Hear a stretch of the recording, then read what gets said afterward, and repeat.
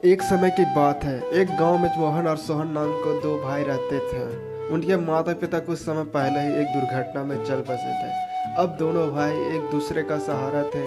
मोहन सोहन से बड़ा था, इसलिए मोहन अपने भाई की हर जरूरत पूरी करता अपनी जिम्मेदारी मानता था। वह चाहता था कि सोहन अच्छा पढ़ लिख कर नौकरी करे, इसलिए मोहन दिन रात मेहनत करके पैसा कमाता था और उन पैसों से सोहन की पढ़ाई का खर्चा उठाता था। मोहन एक कारखाने के काम करता था। कारखाने का काम खत्म करके वह चाय की दुकान खोलता था ताकि कुछ और पैसा कमा सके, जिससे सोहन की फीस और उसकी ज़रूरतें अच्छे से पूरी कर सके। मोहन सुबह जल्दी कारखाने जाता था, इसलिए वह जल्दी उठकर घर का सारा काम करता था और दोनों के लिए खाना बनाकर रख देता था ताकि सोहन को पढ़ने में कोई दिक्कत ना आए। इस तरह दिन बीतते गए और सोहन की स्कूल की पढ़ाई पूरी हुई। अब उसने मोहन के सामने कॉलेज जाने की इच्छा जताई।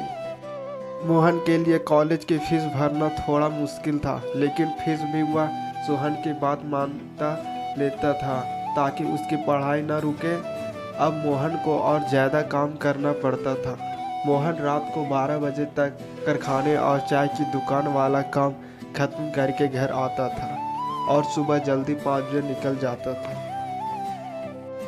इस तरह समय गुजरा और सोहन ने अपनी कॉलेज की पढ़ाई जारी रखी। वह कॉलेज में अच्छे से पढ़ने लगा। इधर मोहन दिन रात खून पसीना एक करके पैसे कमाता था।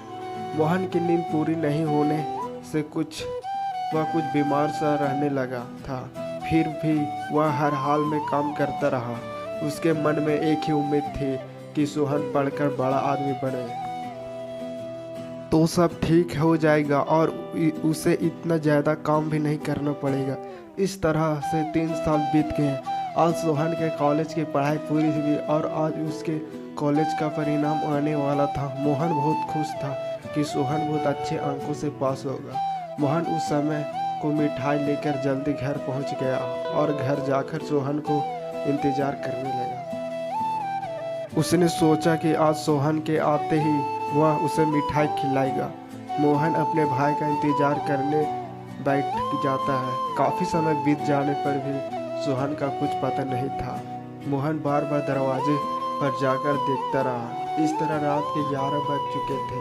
अब मोहन का भाई बढ़ने लगा, लेकिन फिर भी उसने खुद को संभाला और कहा कि कैसा लड़का है, परिणाम अच्छा आया होगा, इसलिए दोस्तों के साथ पार्टी करने चला गया होगा और अपने भाई को ही वह मन को बहलाने लगा। अब तो काफ़ी समय हो गया। मोहन को लगा उसके भाई को कहीं कुछ हो तो नहीं गया और वह डर गया। कुछ देर बाद कोई दरवाजा पर आया